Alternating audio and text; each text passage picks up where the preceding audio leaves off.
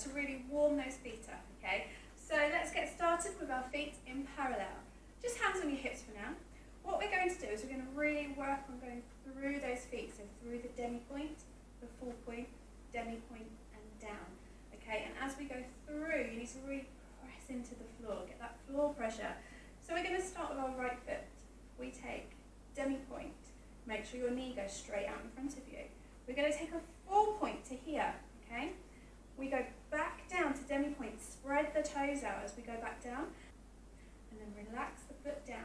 Now as you press your heel down, don't just let it plop down. You need to really use the backs of the legs to lengthen those and engage those muscles.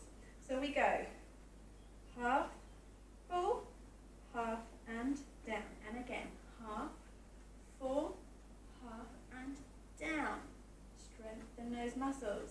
From here, we're going to go through. We're going to take that whole motion. Instead of breaking it down, we're going to go through now. So we go point and down, point and down. Now there will be slight movement, but we're not aiming to push the foot away. We're just using the floor to press the toes into the floor.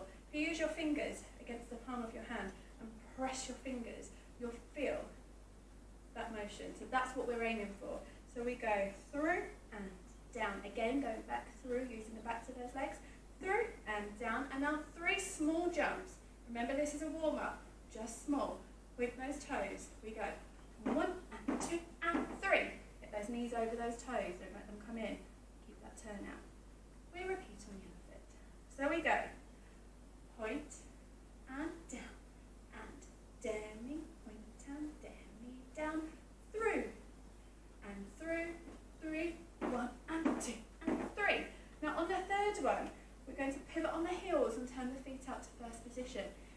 Get that pelvis in line with those feet, okay? Don't let it be back here. Bring those hips forwards. We go